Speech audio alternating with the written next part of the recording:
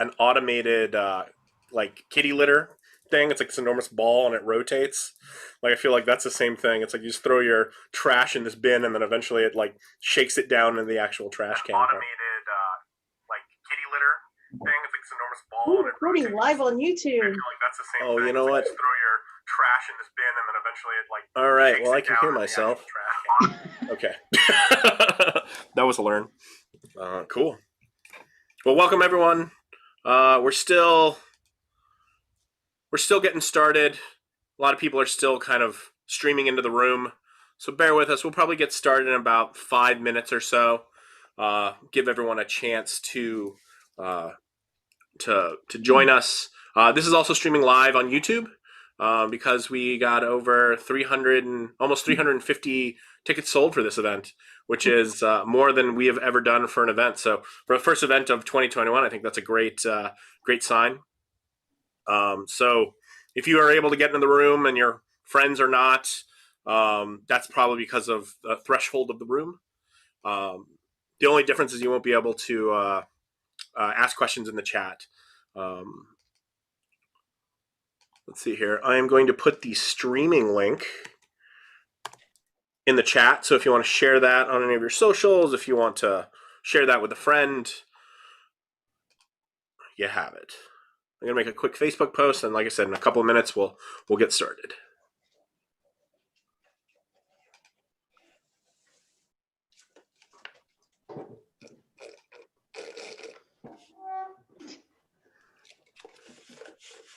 Yeah, in the chat, tell us where you're beaming in from. Like the majority of us, especially on the panel, are all from LA. I mean, this is the AWE Nite LA chapter, so we try and focus on LA companies. But it's the great thing about our events now being on Zoom is that you can beam in from everywhere, and it's great to be able to service a larger community of folks with our events. New Mexico, Albuquerque, Tulsa. Nice. San Francisco, London. London. That's late. It's late over there, or early, depending how you want to do it. Chicago. Yeah, that's right. Maryland, Redwood City, Burbank. That's LA. Pittsburgh. Southwest New York.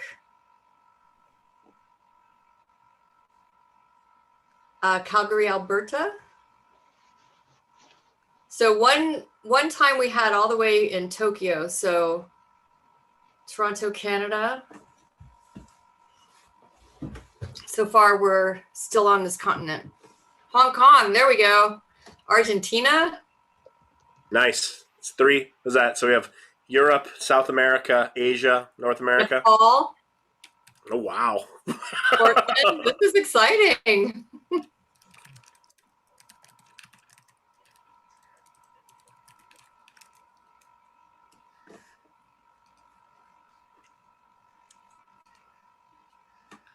Well, hello everyone near and far. Like, just out of curiosity, like in the chat, why don't you tell us a little bit about what sort of things are you interested in regards to virtual production? What does this term mean to you? Like, what are some concepts you're interested to hear about? We're going to really do a kind of a basic overview as well as talk about some of the specifics that our experts on the panel focus on in regards to the technologies they work with and the technologies they build. Digital humans, I like it. Near and dear to my heart, with me and John.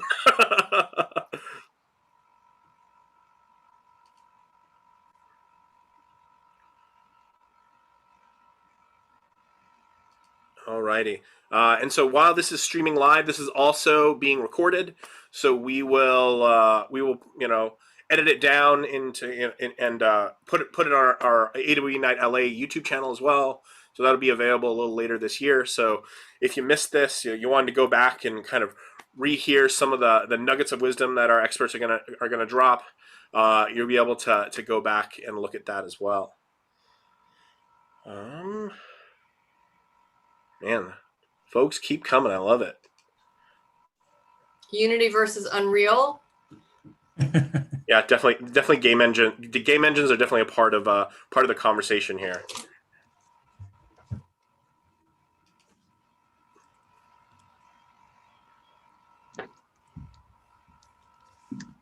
Volumetric video. I'm giving a talk about virtual humans at Dreamland Xr, which is a parallel conference that usually runs with CES. And one of the guests was a volumetric expert, and so we talk a little bit about that on Thursday. You'll learn a little more about. We have a coupon code for you for Dreamland XR if that's something that interests you as well. Man, it's always great to see familiar names, fam, and man, we're already up to 2 pages, soon to be 3. Alrighty, well, why don't we begin? Welcome to the first AWE Nite LA of 2021. Susan and I have been doing this for 2 years. This is actually the beginning of year 3. This is our lucky 13th event, and it's thrilling to see how many folks have signed up to participate at this event. I'm excited to see who kind of keeps turning up as we continue. Before we get into kind of the concept of virtual production, something that is kind of very topical, very near and dear to a lot of our hearts. Susan, you want to tell us a little bit about what's going on, some announcements that we have in regards to our organization? Yes, let me share my screen, and we have some announcements. First of all, we'd like to give a little shout out. Can you see my screen? No, yeah. It's not. You know, I am going to switch to speaker view. There we go. So can you see my screen? Yes. Okay, perfect. I want to give a little shout out to Phase 2 because they've always been extremely generous with us prior to COVID, and we hope after COVID. They are our sponsor, and they've always been very generous in their hosting for us.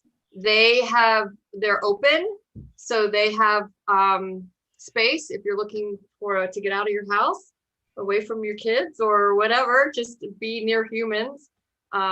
Please check them out. They're phase2space.com, and I'll put the links in the chat when I'm done. Then we have tomorrow night, LA SIGGRAPH is having an event, AR, VR, and Innovators. And here, Niana Reeves from Trip, her partner was on our event, our last event on wellness. So you can see the people that are involved in that event, and that's tomorrow. So it's a Eventbrite virtual event. I will include the link for that as well. Dreamland Xr, which I think Ray already mentioned, is it's a conference within a conference, CES. They have all kinds of activities, parties, panels, discussions that you can participate in virtually. They have 2D and VR things happening. And we have a discount code that I will be posting in the chat as soon as we're done here, but the website is dreamlandxr.com. And then inside of CES, we also have Laguna Labs is a web XR virtual space similar to Hubs or VR Chat, with some things that actually extend beyond any of those other platforms. I will let you go to the demos to find out what those things are. It's like they have a paid wall. They have, Dulce, help me out. I know the one thing that's different is you can actually do transactions in it. They have some really advanced abilities for the characters. They have inverse kinematics. They actually have the physics engines with colliders. So it's pretty interesting. And so I encourage you guys to check that out if you're doing any kind of online events. And the website to sign up, these are the different demos they're having throughout CES. So I will also post this. It's lagunalabs.io demos. So I think that's everything. I think those are all so I'll give you back the screen. Thank you so much. Very cool. Thank you, Susan. You're welcome. And about us here at the AWE Nite LA, Susan and I are both the organizers of this event. We do these events bi-monthly, every other month. So you get 6 of these from us. And yeah, so our next one will be in March. So look forward to that as we move closer. But tonight we're talking about virtual production. You know, I've talked to a lot of the kind of attendees as we were putting this event together. A lot of folks are excited about how timely this topic is. I think we all, I mean, you know, as a result of COVID, have been stuck at home. We've been watching a lot of TV.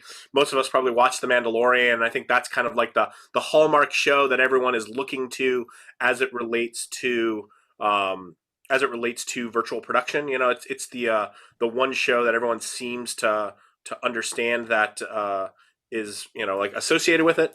And so I think that this is going to give us a great opportunity to dig deeper, look at the different technologies that are associated with the technology, you know, both game engines, hardware, software, etc.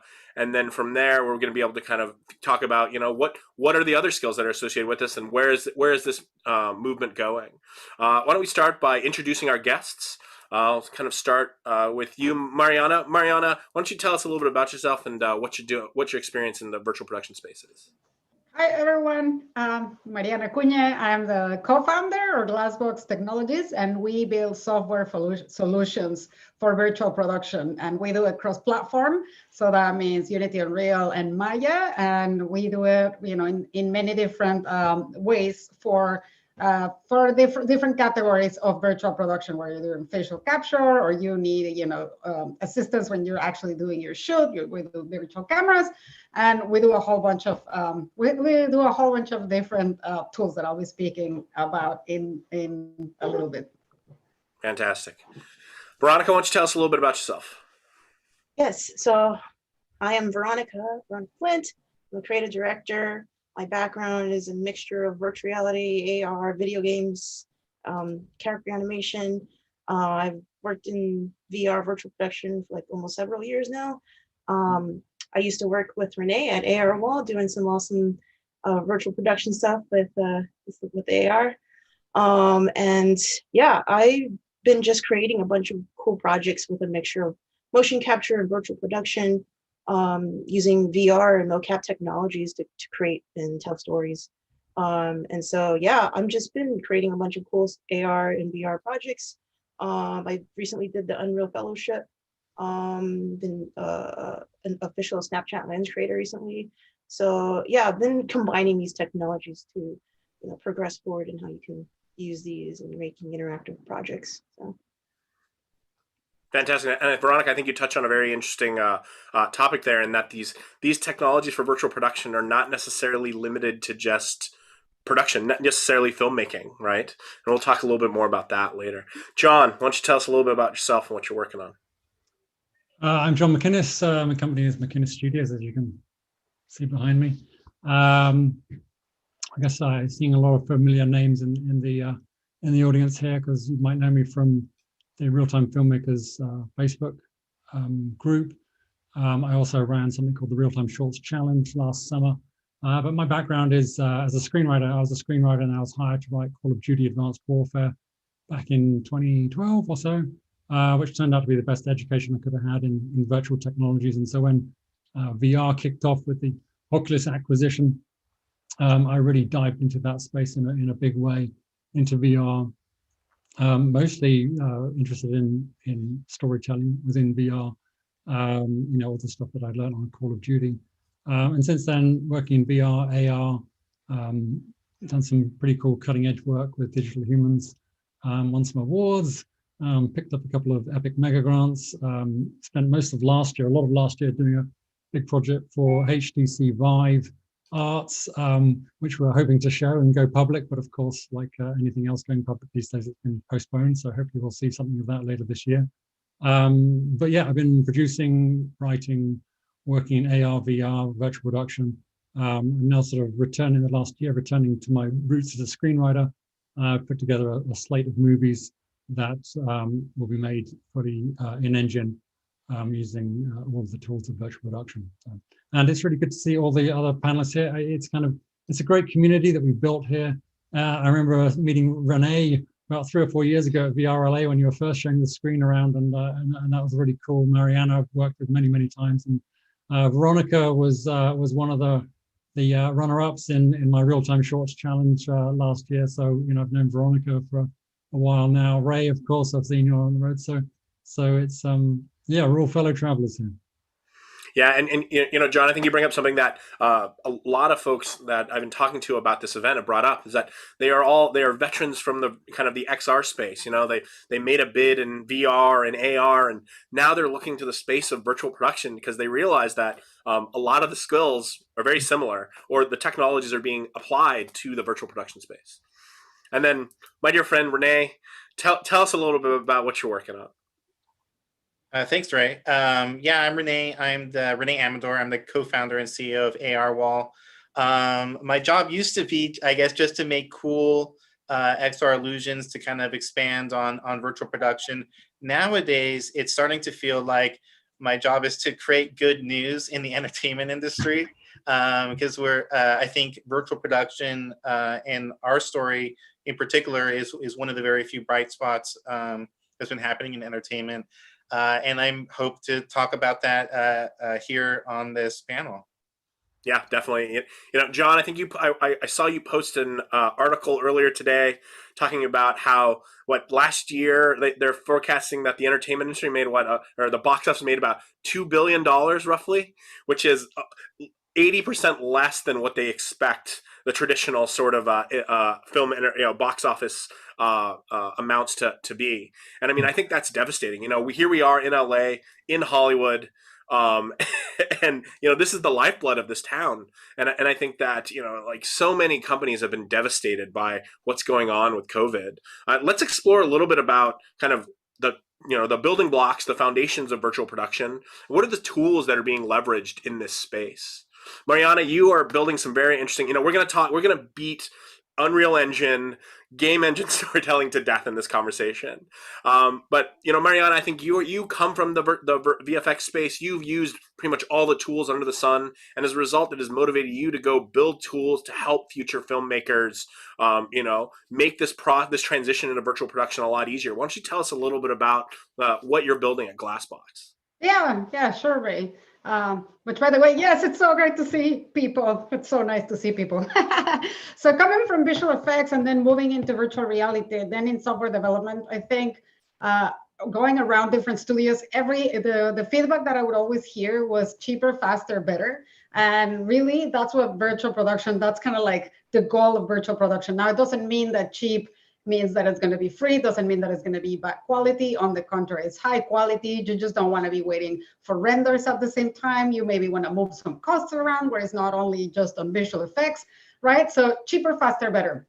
And then my co-founder and I went around visiting many different studios, from the one-man band to the huge studios, and just realizing really the potential of virtual production, which has been around for ages. It's just the technology wasn't really available for everyone, right?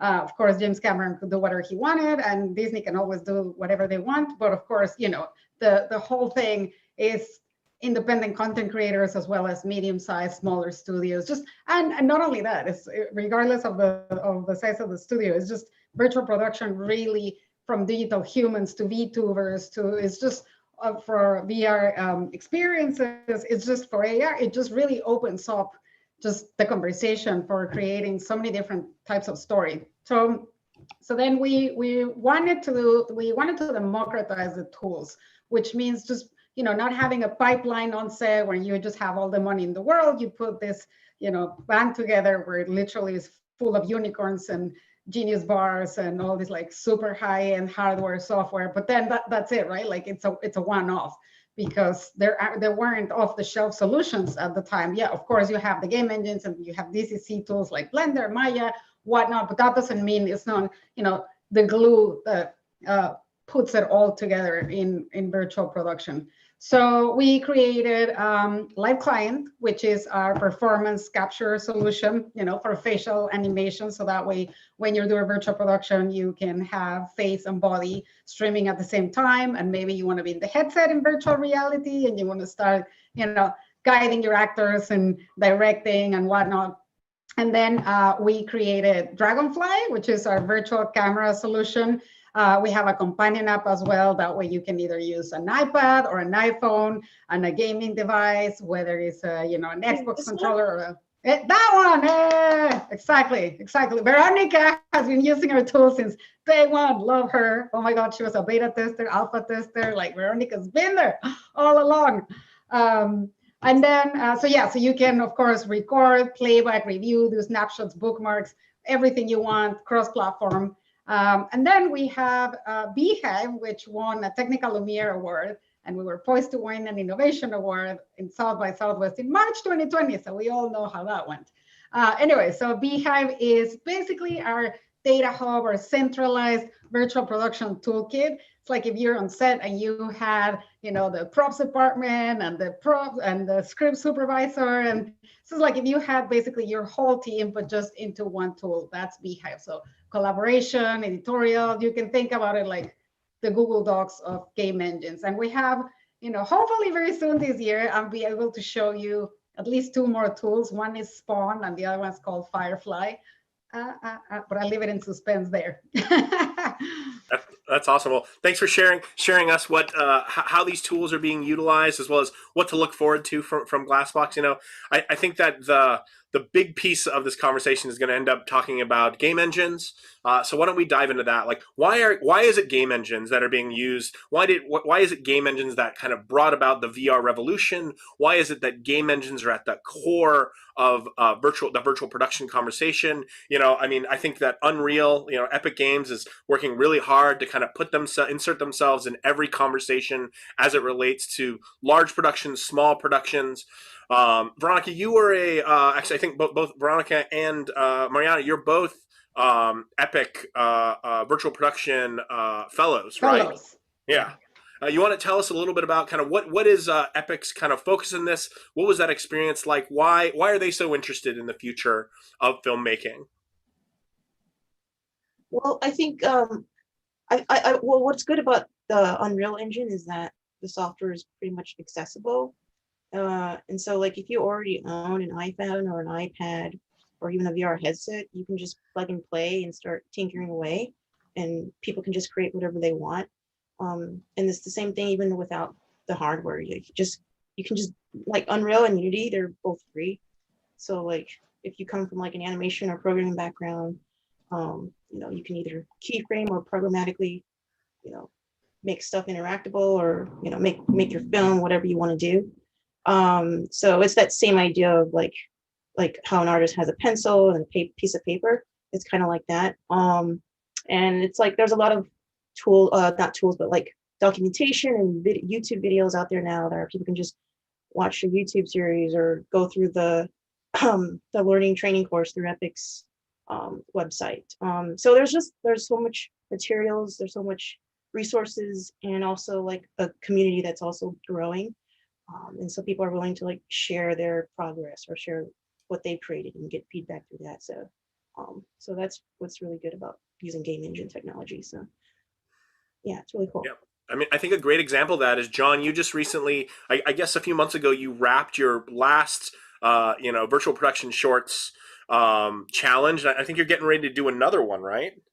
Yeah, we've got something in the works. Yeah, for sure. Nice. Like, tell me about like what came about that. You know, I watched, what was it, probably about 4 or 5 months now. Just all these folks like choose to you know drop what they're doing while they're in hiatus at home and start to take to these game engines and start building all kinds of shorts. You know, at home with, you know, found assets. You know, some folks spending very little to be able to create very high quality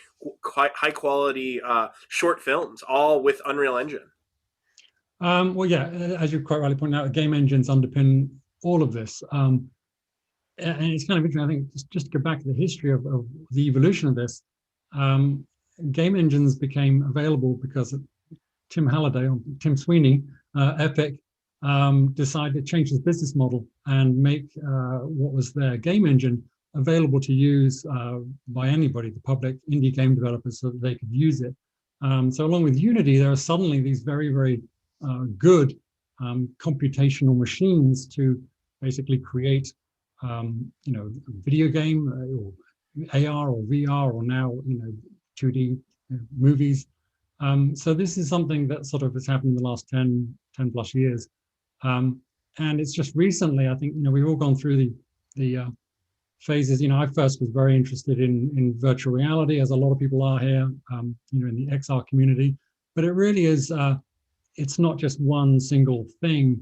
Game engines underpin the whole of these different forms of content. And I think that's the real revolution that's taking place. I just think at this point, movies have been around obviously for over 100 years. As a form, it's incredibly stable and fixed and really readily consumable.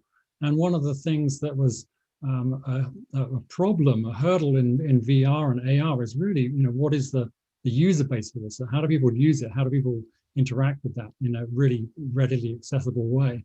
And of course, movies, we watch the whole world. We're looking at each other on a 2D screen right now.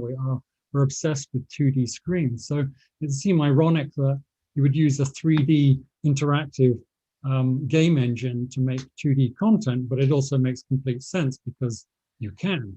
And there's a huge market for that. And it's a way of not undermining traditional ways of making stuff, but providing filmmakers and creative people a new tool to make 2D stuff that can also then be 3D and interactive. So it opens up a whole new universe of possibilities for your 2D movie. So I got into the idea of making movies after doing Call of Duty. My background as a screenwriter, so it's always an idea of that.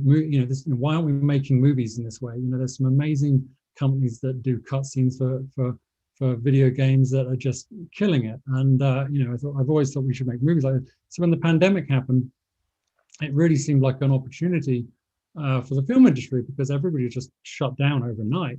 And I thought, well, this is the time to prove this equation because, of course, we use motion capture to capture performances. We use animators.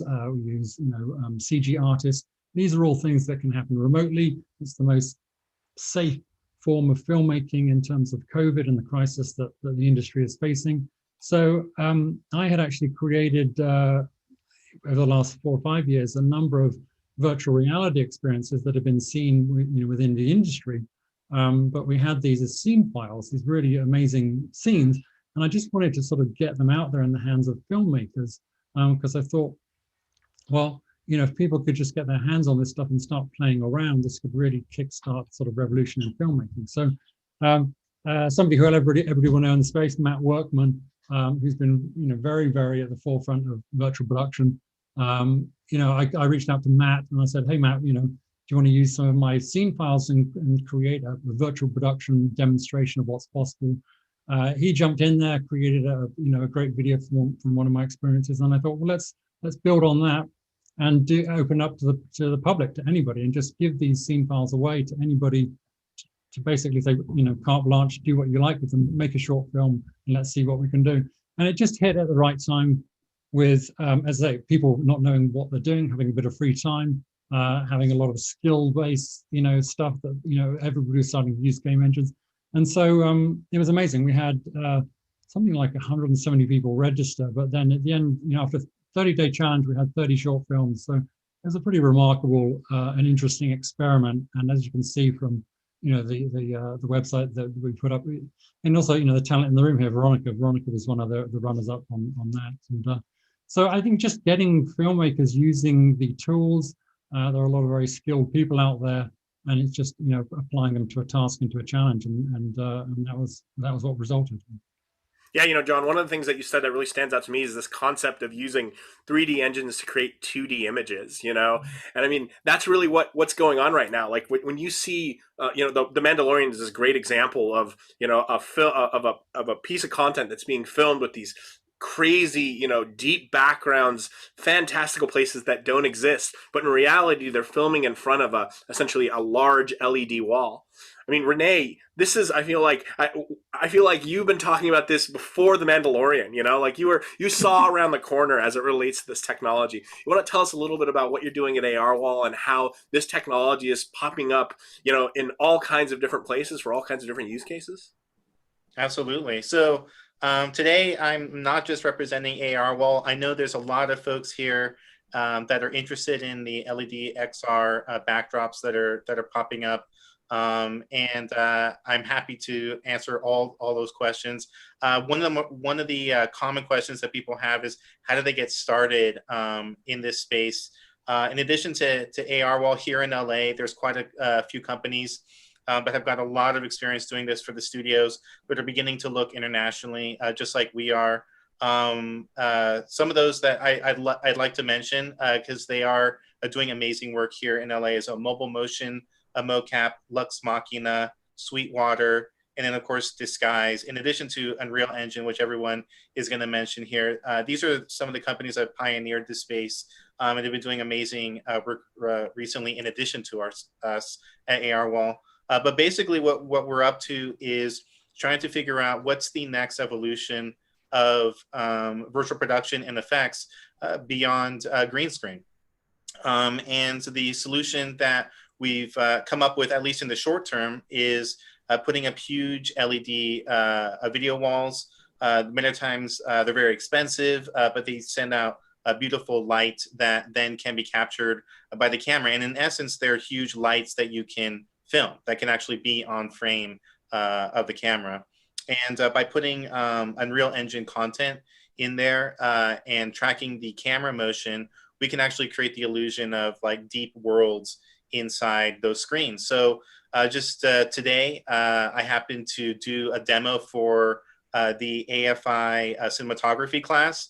Obviously, these kids are real hungry, but also wondering what's the future going to bring for them in the entertainment industry. So we showed them how you could turn like a 40 by 60 foot soundstage into an infinite city, just like you're seeing behind here right now. And I can actually demonstrate this live. I'm gonna try not to break this, but I'm actually against my own TV at home, and I'm tracking the camera motion. And yeah, basically just to show a little bit there how it works. Yeah, that's what we've been up to, and basically bringing this not just to the studios here in Hollywood, but internationally. We've got partners internationally, like in South Korea. We have a partner that we just signed last year called Digital Herb. And they're bringing this technology to the K-pop industry, as well as CJ Studios, the company that built, the company that did Parasite over there. They're very interested in this technology, and we met with them many times about this.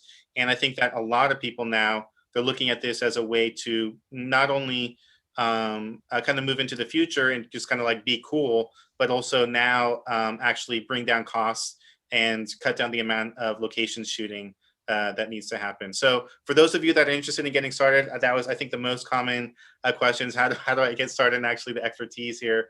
You can reach out to one of these companies or ourselves at AR Wall and get the expertise that you need to get the technology up and running.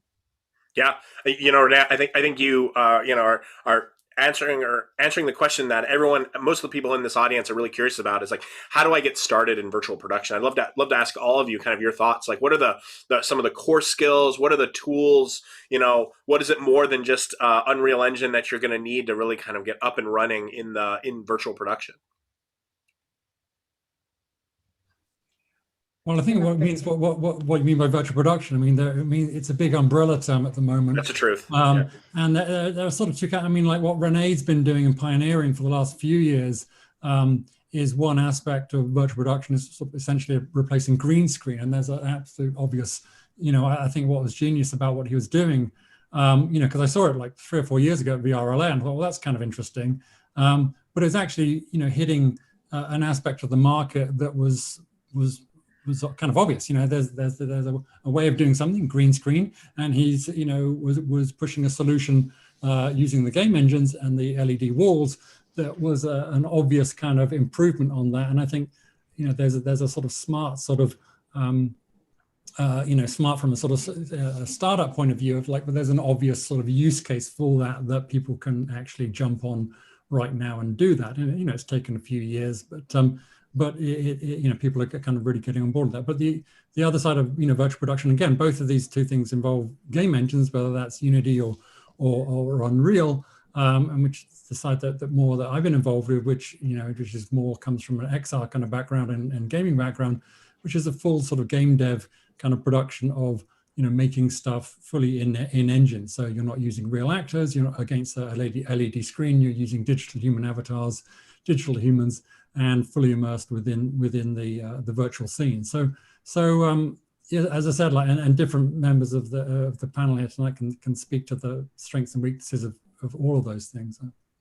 Yeah, I think, I mean, that is also, John was touching on a great point. It is a big umbrella, and I would like the audience specifically to not take away that it's only The Mandalorian, because that is not virtual production, right? We've been talking about it. Like, again, I think digital humans, virtual beings, as you're gonna do this talk, Ray, that is gonna be a huge market. Then of course we have like companies like these guys, which is all broadcast, and you're gonna have, like the Madonna concert with all the AR stuff happening and a ton of Madonna singing at the same time. I mean, just the possibilities are endless.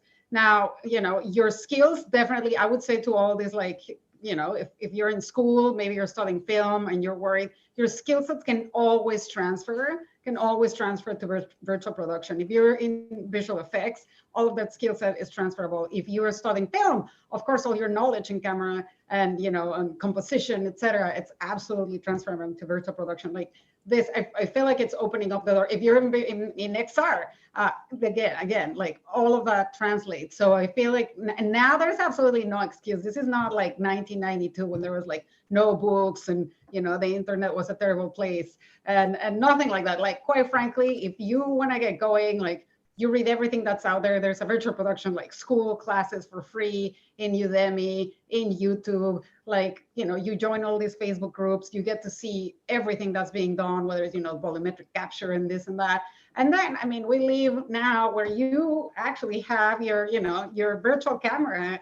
Everybody has their virtual camera right now, right? Because everybody has an iPhone or an iPad. And so that means that you can just go into the asset store or the marketplace, that's something amazing on both, engines, where you can just go and grab an environment and then grab, characters, whether it's, or props, some assets, you need some assets. And if you don't want to, you don't want to complicate yourself too much with like bipedal characters, you can get, I don't know, like some flowers, some plants, some buildings, some character. Yeah, and then you can actually start diving in and seeing, you can start lighting it, you can start doing effects, which, by the way, like lighting and effects are two things from the visual effects pipeline that the game engines give you for free. So that's amazing. So you can actually see, you have tangible results right away.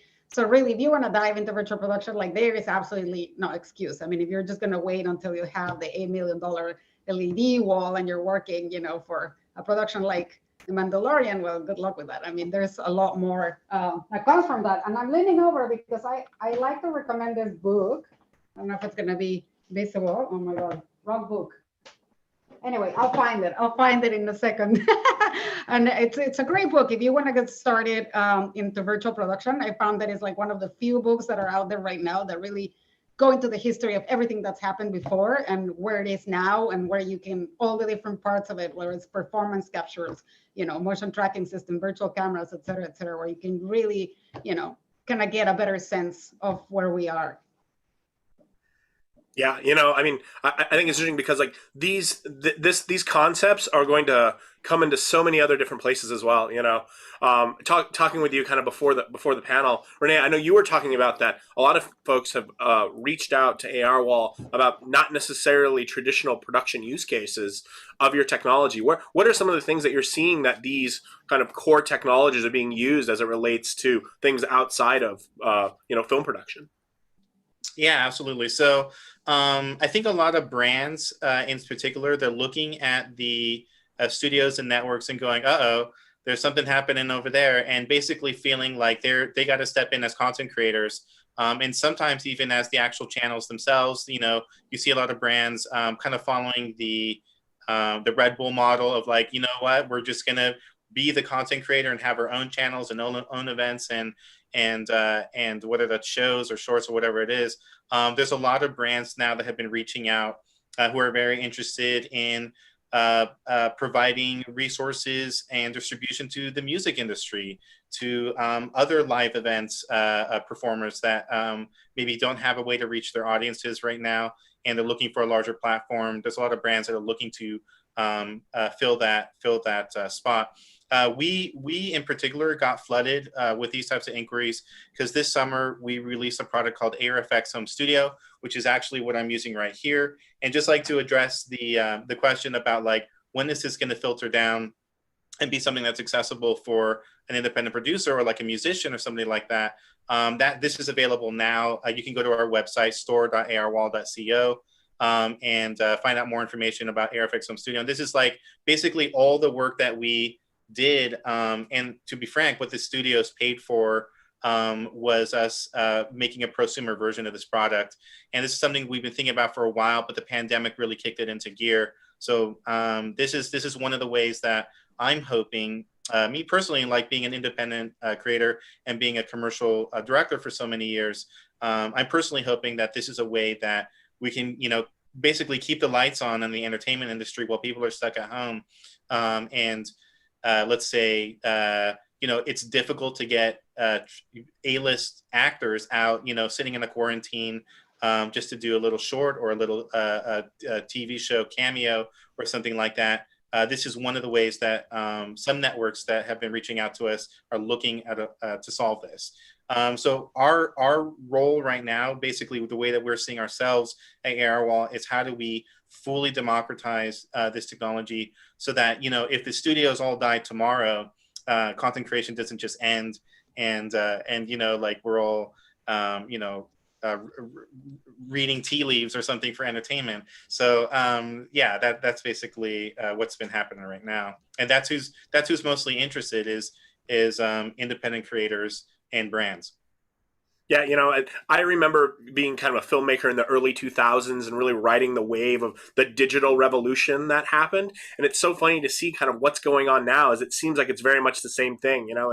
It's creators kind of taking back the technology and figuring out how they can kind of film these things at home or, in much smaller locations with the technology they have accessible, rather than needing to require these large sort of studio backbones to be able to do, create roughly the same quality of content, right? Yeah. At least for most content, I think for most creators and for most audiences, they're not going to notice a difference as we hop over to the new technology. And hopefully, what's happening is they're suddenly seeing a lot more creative freedom and a lot more people having access to the production tools that normally wouldn't. That's hopefully what audiences will perceive. So with kind of everything that's happening in the last year with kind of the the COVID pandemic and do you think that, I feel like these things have accelerated virtual production. It has forced the traditionally very slow moving organizations that are these bigger studios to have to look into these technologies. Do you think this was going to happen eventually just because that it seems like there's a lot of cost saving opportunities and things like that come with this technology? Or do you feel that kind of what has happened in the last year has really forced Hollywood to look deeper into these technologies to kind of get the machine back moving?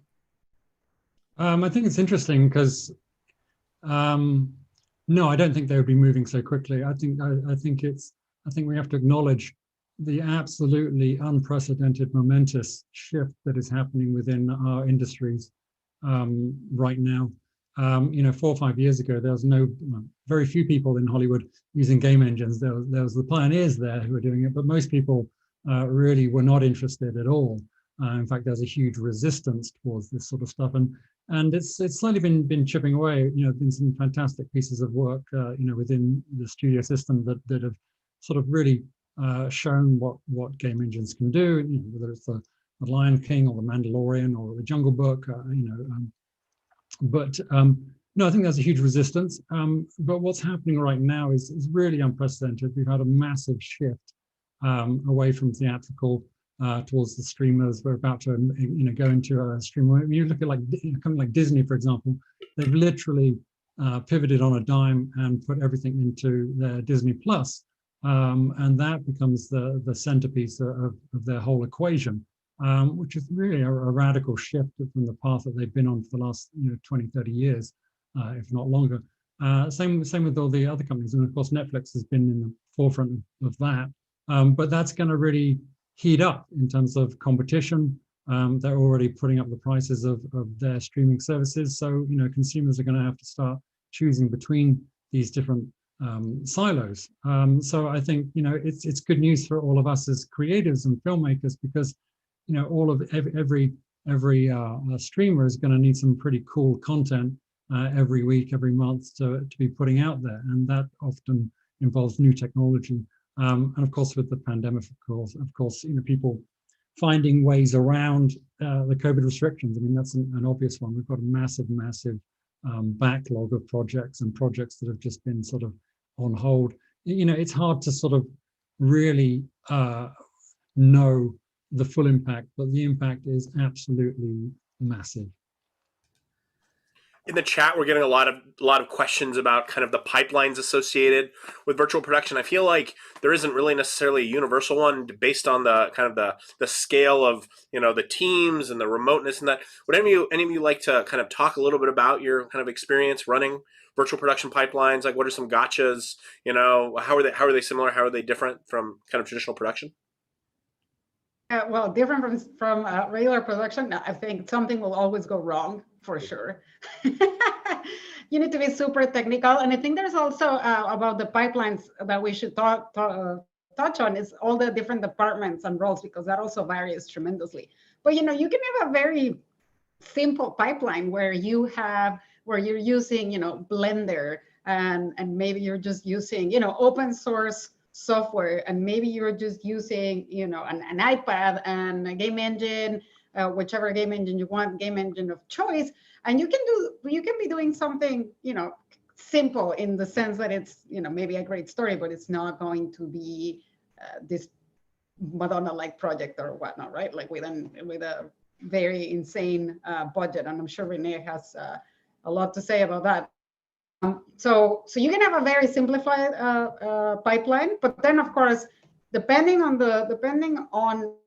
for sure who you're doing a project with, then you can go all the way to needing to have a techno crane. And pre-pandemic times, you would need a motion capture stage that, you know, you need all the sensors, and you need a professional motion tracking system, and you're going to need very high-end performance capture suits and head-mounted cameras, and you're going to need a lot, you know, you're going to need, even those like crews tend to be small, you still need to have, you know, the virtual art department. You're gonna need people that really know how to use all the, you know, maybe the time log and gen log, I mean time code, gen log, like the cameras that you're using, all the hardware, because there's, you know, there's a lot of you know, I always say in Spanish, fierros. There's a lot of, you know, hard things that are cables and whatnot that you're gonna need to put together. So it really depends on the type of virtual production that you're doing. That's gonna be very dependent on your pipeline, whether maybe if you're doing, you know, like a one-day shoot because you're interviewing a virtual human. So you may have like a human, which is interacting with the, you know, with the virtual character. It may be a very small, you know, very small crew, and the pipeline might be the Xen software with mobile, with Maya, with Unreal, with LiveLink, and then, you know, an editorial package such as, you know, Premiere, After Effects, something like that. But maybe, you know, if you're doing a super high-end production where you're using techno cranes or Vicon and Optic Track, then that's going to involve basically every other software package in the planet, including Houdini, Nuke, Photoshop, Mari, like Substance Painter, absolutely everything. So there's not really like one set pipeline or one set workflow. And of course, it really depends what you're doing on set versus like pre-production, production, and post-production. I actually just did a tutorial video on this, and what we're telling people is it's 3D Studio Max, Maya, Blender, or Cinema 4D is where you starting off. That's where you're kind of building your assets. Then once you want to add dynamism, effects, lighting, you use Datasmith to pull that stuff into Unreal Engine. And then that's to be frank, that's more, it's staying a lot of the times. It just stays in Unreal Engine, and you're like rendering directly out of Unreal Engine for the most part. The new one that we've added is Zoom. So now a lot of times when we're actually on set, it doesn't look that dissimilar from what we're seeing right here. We've got like 30 people watching, you know, giving their opinion. You can imagine how that goes when you get 30 creatives all on a Zoom together, having an opinion on a single frame. But that's the way that it's been going. So there's a lot of remote collaboration work. I'm a master at AnyDesk, and now doing remote desktop stuff. I know every trick in the book for AnyDesk. Yeah, AnyDesk and Zoom, that's the new stuff. But for the most part, it's staying a lot in the actual the 3D modeling tools and in the 3D engine. That's kind of one of the amazing things about a virtual production is people think like, okay, it's this and that and the other, but actually it's like a very focused task, and you just have to like get really good at using that paintbrush. Yeah, you know, I mean, I think pipelines come up in conversation a lot, and it's interesting because I feel like sometimes we're not all speaking the same language as it relates to it. Because, you know, like you said, Renee, using Zoom, you know, like you were on our speaker call, you talked about how previously you had to, you know, you've been zooming onto sets to kind of oversee the production remotely, and that there are other, you know, directors and cinematographers are doing the same thing as, you know, trying to stay remote as a result of COVID. You know, these tools that we would traditionally expect for, you know, doing work at home and like, you know, like keeping in touch with our loved ones are now being leveraged as production tools to, you know, create finalized content. Yeah. Oh, and also you may need, you know, version control and cloud infrastructure and a bunch of other things. But maybe it should be interesting if we talk on the different departments and roles, right? Because I don't know, Veronica, have you worked in a virtual art department? I feel like you have. So not a virtual art department on like Avatar or anything like that, but I mean, it's a virtual production depending on like if it's a movie or you're doing virtual production for video game cinematics. Like it depends on what type of project you're doing that can be done entirely remote. But like, yeah, there's certain jobs that can be done remote and certain jobs that you have to be on set for. Like it's tricky. How do you direct through a Zoom call? Like, I mean, you could probably have like multiple cameras broadcasting to your office, and then like annotating a zoom of the 3D environment but it's like, it's just awkward. It's just not the same. So there you kind of like lose a little bit more guidance on that. More time is like kind of like being wasted, but like, yeah, either way, it's passable, but like, obviously it's not as good as being there on set. So physically, but I mean, and I think that kind of begs the question then, like, eventually we're going to solve this COVID problem. Production teams are going to go back to work. I've got to imagine some parts of the world, they already are going back to work.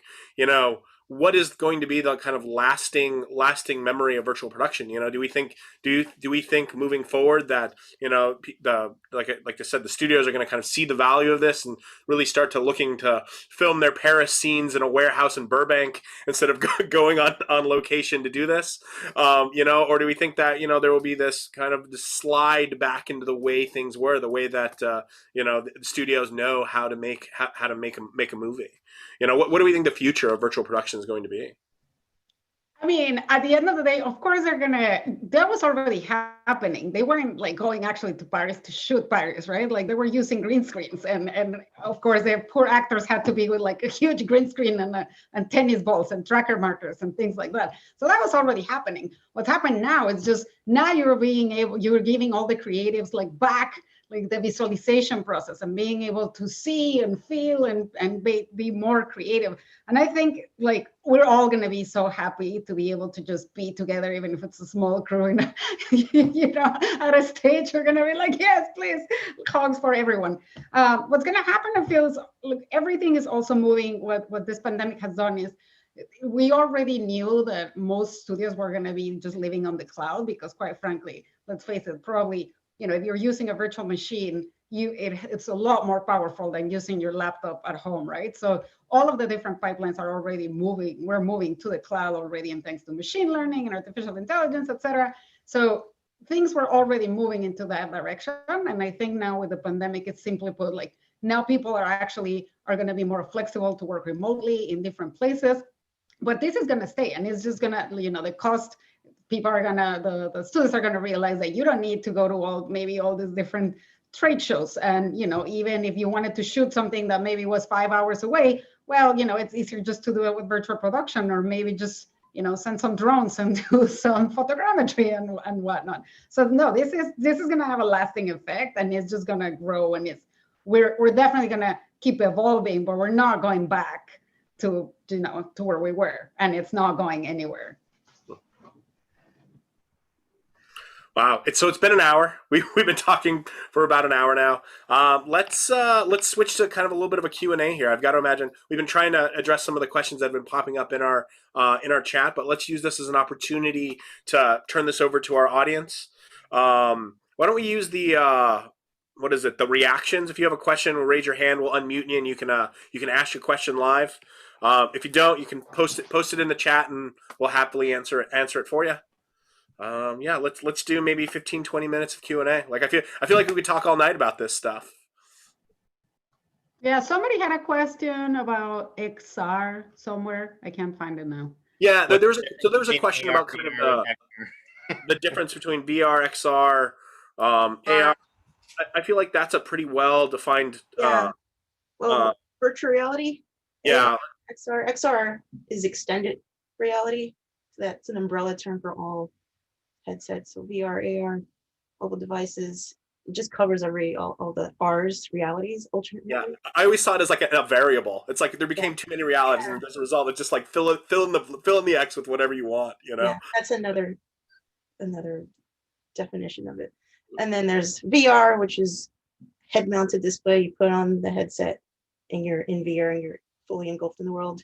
And then there's Microsoft's marketed term, which is mixed reality, which is really just HoloLens and HoloLens 2. But in general, it's also like a combination of VR and AR, with 6 degrees of tracking. And then, AR, usually it's meant for just augmented reality and stuff on your iPad or not iPad, but like tablet or mobile devices. It's pretty much. I mean, like I said, I think this is well done. If you just put that into YouTube, I'm sure you'll find a bunch of explainer videos. But yeah, I feel like we've all been working in them and kind of seen the weird kind of scramble of these terms through the years. Let's see here. What else do we have? The real answer is we're sick of that question. It's the reality. We're just whatever. Well, you can use these realities for virtual production. That's how it converges together. So like the virtual camera can be used on this with Mariana's Dragonfly. Or you can put on a VR headset and like look around the world and view your camera angles and snapshots and stuff. And you can use vibe trackers and all kinds of cool things. So we have a pretty interesting question here. How do we set up a virtual production studios? What are the tips? How much money do we need? 10 million, 1 million? I feel like this should first be addressed by John. Come on, John. This is right up your alley. How long is a piece of string? I mean, again, a virtual production studio, if there was a singular answer to that, we'd be able to give you that as a singular response. But, it's funny, there's always the talk about, tools and providing, services for a studio. But all these questions for me come down to, it depends on what you're making, what you're trying to achieve. The tools, the pipeline, all of this is answered by, what story, what is the experience that you're trying to tell. That defines everything. So again, it's funny, I had a company call me up and say, we've got all this, it was a big telco, and they said, we want a virtual production studio. Can you help us build one? And I'm like, well, what is it that you're going to make with that? Because you could just build all this stuff, and well, you want a mocap stage, you want, what is, you want some an LED wall. I mean, what sort of LED wall? I mean, I hear that the Mandalorian one costs like $18 million. I mean, like, you can just spend money until the cows come home at this point. So again, it really depends on what you're making and what you're trying to achieve. And Mariana at Glassbox, I mean, they're making, really fabulous tools, but it depends into what you're plugging into. What's your specific problem that you want to solve, I would say. So. Yeah, and make sure you have a market, because I mean, what you don't want to happen is what happened to a lot of VR companies, you know, back in the day of 2013, 14, 15, where everybody was setting up an LLC and doing virtual reality, just thinking that because they did cool content on cool VR like experiences, or not even interactive, but just 360 video, they thought they were going to succeed. And it's like, but who, as John is saying, who are you selling it to? Like, who's your addressable market? I mean, you can find the money, you can find the investors or loans or friends and family or angels. Like, you can find somebody to bankroll you. You can even do a virtual production if you have like a little garage or something like that, right? So you can actually start really small. But do you actually have a market? Are you going to do volumetric capture? Are you going to be like, what kind of motion capture systems are you going to have? Like, you have to ask yourself a lot of questions. What kind of background? Are you going to go into visual effects? Are you going to do in-camera visual effects?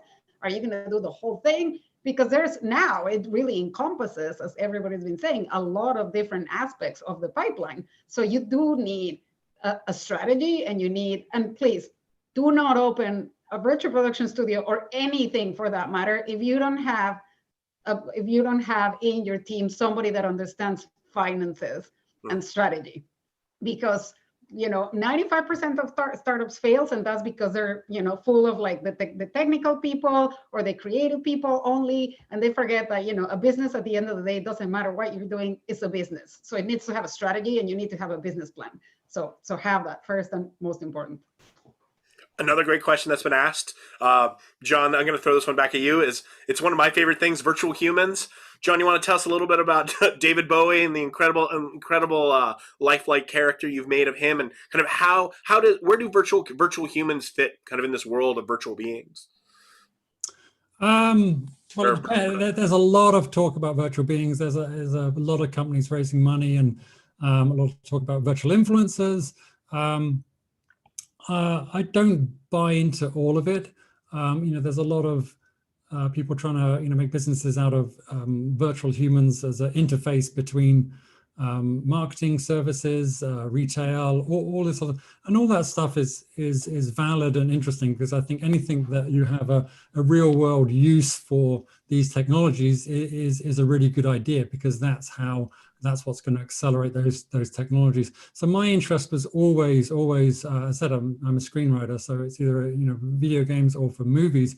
It was always about characters and stories, and the idea of creating very, very photoreal characters, either for video games or for movies, and that being the basis of, you know, what it was about, whether that was in VR or AR or in movies. So that was always my focus, is, you know, photorealistic humans, because as a means of expressing what it is to be human.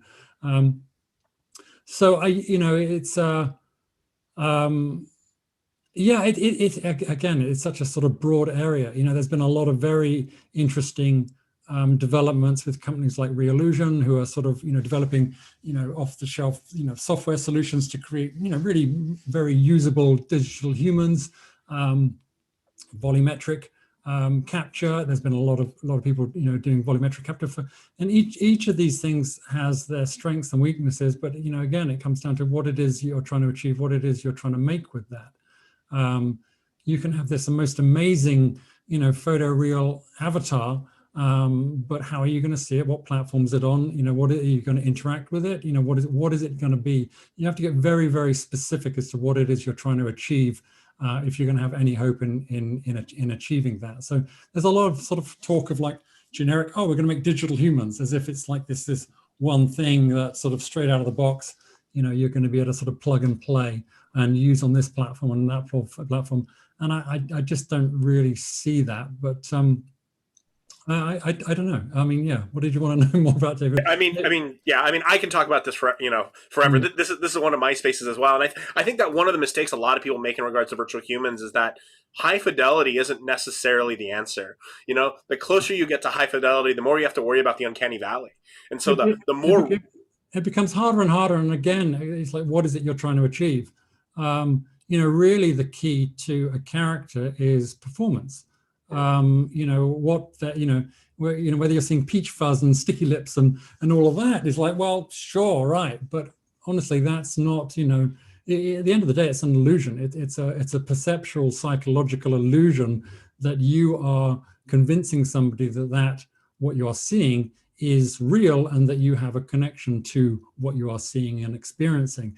You know, that, again, that's why I come at it as a screenwriter and as a filmmaker, as I'm sort of fully aware of the illusion that I'm trying to create. It's not actually about like, okay, oh, we need peach fuzz and sticky lips. But sometimes it is. It depends what you're doing. You know, it depends exactly what it is you're trying to do. So again, it's such a big area to, you know, and I always go, well, what specifically are you trying to achieve? I can sort of say, well, these were the goals on this project that I did, and you know, we can measure our success or failure against, you know, what we set out to do. But in a sort of bigger generic sense, I don't know. I try and avoid those bigger conversations really. Yeah, I agree. Original Nine Entertainment. I would look at what McInnes Studios has done with some of their characters. The David Bowie is incredible, you know. But I mean, you know, Hypersense, my last startup, we just got acquired by Epic. Loom AI just got acquired by Roblox. You know, these big game engine. I mean, let's not talk about the possibility that, you know, content of the future is going to be made in Minecraft, Roblox, these you know, Fortnite, like these sort of kind of fidelity quality places. Yeah. In addition to these super high quality photorealistic sort of spaces, you know. So I think part of it comes down to the generational gap of how, you know, younger folks are engaging with content, and you know, they're going to grow up with that, and you know, that sort of quality of content I think is going to be okay for them as long as the quality of the interaction, the quality of the experience is there. So you know, I think that like it's not necessarily photorealistic fidelity that's really going to solve the problems of you know, content, in my opinion. I think it's more about exposure and educating the audience. You know, my son's 8 years old. He's playing Fortnite in the other room right now. You know, he'll buy into the idea of a digital human character like that. I mean, it doesn't, you know, it's not something that shocks us. It's just part of his world. So, you know, it's mostly sort of older people like myself that are like, oh, I don't know, uncanny valley, you know, and a lot of kids, they're just not going to have a problem with it. I mean, you know, there are issues, but again, it comes down to what it is you're making. Remember how we thought how bad Polar Express was? Exactly. Oh my God. Oh my God. You I have nightmares. right I have nightmares with the Polar Express. TikTok right now, during the holidays, all the Gen Zs were talking about how great of a movie it was when they were a kid. I'm like, yeah. Well, I was like, kill me. What are you? No, absolutely. Oh, people act like this movie. People like the Polar Express, but to us, we're like, but that's a weird. It's a real moving target, because anything you watch. I mean, you know, George Lucas went back and redid the digital effects of the original Star Wars because he wasn't happy with it. You know, every generation, this is just a problem that you know, gets repeated again and again, and you're always chasing the tail of that. So I kind of ignore it. I kind of just get on with making something, and hopefully that an audience is going to like, because you know, that sort of debate gets a bit academic and a bit dry, and I'm not sure how relevant it is. I think if people like it, if people watch it, your consumer doesn't really give a shit. You know, if they like something, that's it. You've solved the problem right there. Right. No one expected that watching a child open a toy on YouTube would generate more views than some movies that release in theaters, right? Like, I mean, it all comes down to what you're interested, the type of the type of the content. Is it relevant to you? And I think that's something that, like, as it relates to a lot of virtual production, virtual humans, et cetera, it's like, you know, you don't necessarily have to build the next Mandalorian. How can you leverage these tools to just be able to deliver the content that you want to give, so you can, you know, address the audience you're trying to connect with? Yeah. I think we have another question. In terms of real world locations being recreated digitally, where do we see licensing rights going? Oh, interesting question. Yeah, I think a piggyback on that. Like, have you seen, like, you know, I follow the virtual being space really closely, but from a location space, are there what are the organizations out there that are being the default assets that you go to for you know, Paris or the Great Wall of China and things like that? Like, this must be an industry that exists, right? In terms of licensing and rights and copyright, it's because I mean, you know, I could build the Eiffel Tower. You know, we could just build the Eiffel Tower, right? I mean, It's public, right? It's public. I mean, like, it's anybody can just do that. I mean, you know, it's different with a digital human. You know, you can't create a likeness of somebody and then exploit that commercially. But in terms of environments, I don't know. I mean, what do other people think on that? Like photogrammetrically scanned real world locations, or like stylized, recreated from an artist or some authorship on there. I guess it depends. But you can take a photograph of any building. I mean, that's what photogrammetry, you take a picture and it's yours. You can then manipulate that and do what you want with it. So unless something is, I don't know. Yeah, I'm not sure. Yeah, I think, I mean, it happens obviously for humans, but for, for locations, probably not either. I mean, it's sad because a lot of countries, I don't know, like Mexico, Morocco, or, places like Malta that really had a lot of productions going and shooting there probably have lost all of that now, right? And everything's being now just digitally recreated. But yeah, I don't think you have to pay any licensing for those locations that you're recreating digitally. In my experience, there are some locations like in Los Angeles, the Disney Concert Hall. Oh, okay, but that's Disney concert, right? I know, but like where's the line drawn? Definitely do not mess with anything that has Disney in front of it. I would say that's a good takeaway. The Broad Good Museum. takeaway. It's very litigious that way. But these are two iconic buildings, Yeah, does it really need to be that place? If I want to do Paris, Yeah. I put an Eiffel Tower, I put some, park stuff out. It's like, am I in Paris? Is this really Paris, or does it kind of look like Paris? Is it good enough for what you're If filming? you're making a video game that's going to make billions of dollars and probably represents that city in a negative way, you're not going to have the rights to call it Los Angeles. You can call it San Andreas or Liberty City. Yeah. I'm not sure. I just there was one. Government buildings cannot be photographed. I created Osama bin Laden's compound in virtual reality, and I created that from the original architectural drawings that were freely available on the internet, and we just built it from photographs that are available. So what's the right side of that? I made an artistic interpretation of reality. Nobody owns that apart from whoever created it. So well, what if we go in with a LiDAR scanner and get that detailed? It's like the question about the virtual production studio. It's like, how much money do you want to throw at this problem? Yeah. Like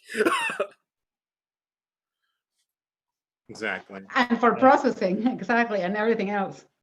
Or we can do anyway, do we have other questions that are not related to like licensing on locations? I think we're sidetracking like real hard. Andrew had a number of questions about for Renee. What are some of the technical issues around LED screens like moire, visual artifacts, focus lag between camera movement, a projection moving on screen, etc., pixel resolution, if there is a typical wall, pros and cons of LED screens? This is exactly what I do. So I can give you the short version. Generally, we're looking at pixel pitches that are 2.7 millimeter or smaller. So from 1.5 to 2.7 millimeter is where we're generally doing our installations at AR Wall and generally in the industry as a whole. So what that means is that you're going to want to be about 10 to 12 feet away from the screen at minimum from the camera. If you're closer than that, or if you're zoomed in heavily onto the screen, you will see pixelation and moire. Now, there's lots of ways to minimize that, going further away, that type of stuff. That's the simplest one, slightly defocusing off of the plane of the screen, that type of stuff. There is no perfect method. So anybody in the LED industry that is looking to make some money, you can solve moire, you're going to make a bunch of money, because I think it's one of the major issues that we're dealing with. Things like latency and stuff used to be a major issue. When we started the company, the first thing that we were told was the tracking latency is not going to be suitable, et cetera, et cetera. So we spent a lot of effort on that. And then a lot of other people spent a lot of effort on it. And boom, we solved it kind of as an industry. So there's lots of ways to overcome that now. I hope I did that everything. Anything I didn't cover? That was great. Oh my God. That's like the best like Twitter version ever. Amazing. Yeah. I hope that's helpful. And just to go back to the question people have of like, how do you get started? I might be uniquely suited to answer that on the price point issue. Like if you're looking to get started at home, it's $9,500 for the Airfx home studio. That's something that we sell at AR Wall. Nobody is really coming close to that because it's workstation and tracking and creative all together. It's also very simple to use. So a lot of virtual production teams, they're actually looking at it to send to guests and creatives who aren't technically savvy, and then so they can deliver their own scenes into that person's machine. So it's just a way to extend your ability as a virtual production professional. And then we do have LED and Pro System bundles. The smallest, I'll be totally transparent with you guys. The smallest bundle is a 14-foot screen that's $166,000. So like, you know, those of you who are wondering, you've never gotten a number before on what this looks like, all together, workstation tracking and LED, it's $166K plus tax tariff, US dollars. So I'm happy to be even more transparent than that. If you guys are interested, we're probably the only or one of the few that will be transparent with you on pricing if you ask. So happy to do that. Yeah, I remember Sony just announced recently that they're getting into the kind of panel production game, and essentially it's like that. If you have to ask, you probably can't afford it, sort of answer. So Renee, thanks for giving us, you know, kind of just some ballpark in regards to what you're offering, especially as competitively priced as it is against others. And there's a related question from Evo about music videos and indie productions are now asking how to jump in with tools like Airfx. Are there programs in the works like what Epic is going on with their grant programs? Renee, maybe you can speak to that. So the program is called Airfx Home Studio. So it's actually a product. It comes with support, training that comes within the program that'll teach you how to basically use the program and use the software. We're trying to make it as simple as humanly possible. So that's where our work is. I also see that people are asking about the tracking system. So we are on the Vive system. We've rebuilt the tracking component for the Vive, and we've been working with HTC to try and get this to be something that's competitive in the virtual production space. There's a lot of people who feel that Vive is a consumer grade technology. It's something that we've been using for a long time, and until recently, I think we would have agreed that it's maybe wasn't ready for prime time. We did a lot of work during the pandemic where people were really looking for this solve, and we did a lot of work, and I think we found something that's going to be impressive as an offering. Yeah, so there's another question about kind of, again, about virtual beings, but the concept of volumetric capture versus kind of digital. John, when you were building David Bowie, did you consider trying to find like a lookalike and just, you know, capture him volumetrically and kind of modify him from there? Or was it, did you know that you were always going to go kind of from the ground up digitally? Yeah, that's not our pipeline. I mean, you know, volumetric is interesting on a number of levels and for a number of uses, but that's not the work that I'm involved with. So no, I mean, obviously David Bowie's not with us anymore. So, you know, I don't know how you would do that. I mean, you would get a lookalike. I mean, that's the point of, you know, that we were pursuing was, you know, we could take two life masks that David made in his life of his face. So, you know, you've got the actual geometry of his face, and then, you know, with a mixture of, you know, modeling and playing around, you can hopefully get a very, very lifelike model out of that. And then, you know, but you've got to go beyond that, and in terms of, you know, actually, you know, getting that person to be moving, singing. It really, again, depends on what you have, what data and stuff in terms of, you know, we had life masks and stuff like that, but information available.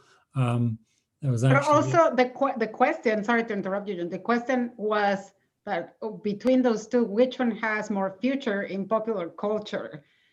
And again, I think the full question is like between one and the other, which one has more future in the popular culture? And I don't think it's you know, it's not a sort of like what's more future. I don't know, to do what again. I mean, you can't capture David Bowie as a volumetric capture. So I don't know, man. Like coming from kind of facial mocap, like what we're doing at Hypersense, you know, I dug deep into like looking at volumetric and trying to see if there's this way that we could, because the problem with volumetric is that then you have to somehow rig these models. So if these models are not doing what you need to, like volumetric capture is really almost like filming, whatever you're capturing in real time. And then you have essentially this really high resolution, three-dimensional object of whatever's happening. But it doesn't really give you assets to then use for other things, or at least in my kind of experience with it, and that I think is like the problem with I don't think it's a fair comparison because I say it's like there's like apples and oranges. Apples and oranges, exactly. They're absolutely apples and oranges. Absolutely not. They all have their place, but I don't. And honestly, how it plays out in popular culture, honestly, within 10 years, it could all be irrelevant. It's the way it's going, and it could be, it'll be an irrelevant debate. So. Yeah, exactly. And for that question, as Ray was saying before, really, what's going to be more popular in popular culture? Well, like now, creating content in Fortnite, right? I mean, really, that's it. Yeah, I don't want to speak ill on volumetric capture. I think there's a lot of times, especially for like inanimate things, I think it's great. I think for like living objects, like a lot of times, like being able to just build that asset from the ground up, being able to allow, there's some folks in town who are doing great things with volumetric capture. I just feel that it's always going to be a bit of a struggle to be able to use those assets the way that you want to, like moving forward, aside from whatever project it's created for. We have a really interesting question. What do you think the industry is lacking right now for you personally? Let's go with Veronica first. She looks very pensive. Repeat the question. What is the industry lacking right now for you personally? Money. Funding. Why can't more stuff be used in virtual production? So, yeah, because I feel like, the resources and some of the technology is there. It's just like having the spare time and, I mean, you don't even, sometimes depending on the scale of it, some people just like self-fund their own stuff or like start off with something simple. But yeah, in general, I think the industry lacks imagination. I think the industry lacks imagination. I mean, okay, here we go.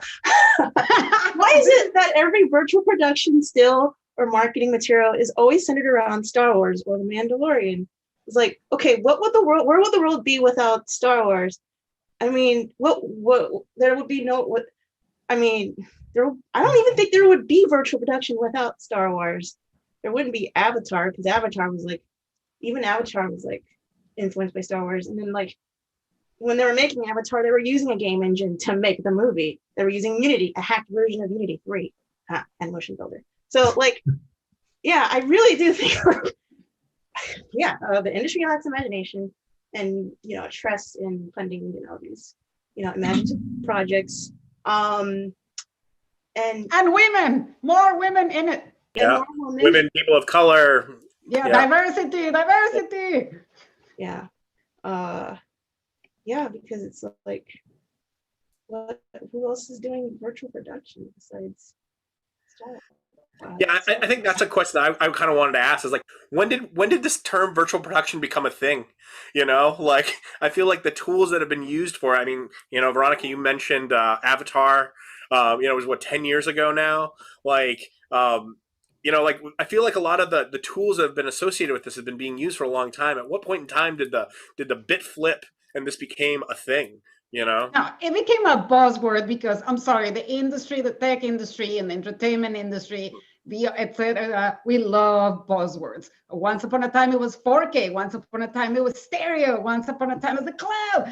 Like last year was AI and machine learning. We love buzzwords. Virtual production has been around ages ago, not just since Avatar. Obviously, Avatar wouldn't have been possible. Like it's not like all the tools and everything was invented right there in 2009. Like that, that's not the case at all. This is like it comes from optical effects. It comes from the camera people. I mean, this has been in the making since since the 60s, since the 70s, since the 80s, et cetera, et cetera. It just became a buzzword. which is different than becoming a thing. And then it became a buzzword. And why? Because, you know, game engines between virtual reality and game cinematics, et cetera, and being able to visualize and see things and not see this, you know, green screens, et cetera, and this huge visual effects. That's when virtual production became a buzzword. So let's just make it an industry that's thriving and growing, and not let it be that buzzword that dies away like stereo conversion or something like that. I agree. I think anything that gets it, if virtual production is a sexy buzzword that gets people, you know, excited, and it just somehow defines it, because there's a lot of stuff out there. I mean, I can go out talking to people, and they generally have no clue about what's involved, you know, and which is fair enough. Why should they, you know? And so I think, you know, you do need these terms, and, you know, you do need to bring a certain amount of excitement and, you know, convey and communicate the exciting creative and economic possibilities that they offer. So I think it's just about, you know, consolidating that into some sort of language that people can understand. So it's kind of fair enough, really. I like the term. I love, especially for that question that I think we never answer about all the different roles and different departments. If you think, oh, can I work in virtual production? Just add virtual to anything. If you're in the camera department, cinematographer, virtual cinematography, director, virtual art director, right? Like anything you want, just stick the word virtual on top of it, and then there you have it. That's like your new role. And it's like the same departments, they're just called virtual in front of it, or real time. Now there's real time supervisors instead of visual effects supervisors, right? So just stick real time or virtual in front of, you know, every known role now, and that's what you can do in virtual production. Well, cool. Looks like we're at the top of the hour. We're at 8. Why don't we close this up? Everyone, why don't we tell you how we can get a hold of you after the event, and then we like I said, we're going to turn this into a video for YouTube a little later on down the line. We will send out all the kind of links, the book that Mariana referenced. You know, we'll put all those things in our thank you email that we'll send you out tomorrow. So why don't we sign off, Mariana? How do we get a hold of you outside of this event? Glassbox at Glassbox Tech. That's easier. Twitter, of course, glassboxtech.com, or you can follow me at that VFX chick hat. Nice. Renee, how about yourself? You can reach me at arwall.co, or email me at hello@arwall.co. I look forward to chatting with you guys. Fantastic. Veronica?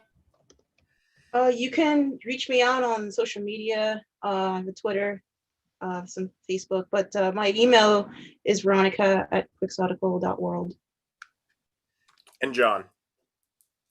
John at mckinnisstudios.com. Facebook. Join my real-time filmmakers group on Facebook. LinkedIn, Twitter, Instagram, name it, we're there. and in the chat, if you want to reach out, make yourself available, any of that, feel free to post your details there. Susan, you wanna give us any sort of kind of final thoughts this evening? Follow the AWE Nights on Facebook and Twitter, and keep an eye open for our next event. I think we're going to do it on audio. Yes, I think so. We're looking at an audio event. We've had some requests for an audio event. Some of our staff is really passionate about that, so we're building one of those, as well as, you know, we're going to have 5 more events, that and 4 other events through the year. So look forward to that in March. Yep, definitely some UX interaction stuff coming up too. So yeah. All righty. Well, thanks Thank everyone. you, everyone. Yeah. Thank you, Ray. Thank you. All of you. Right, So great have a to great see night. you. We'll see you next time. See people. Okay. Oh my God. Oh, Hugs. Hugs. Yeah, We can do one of these in person again. Yes.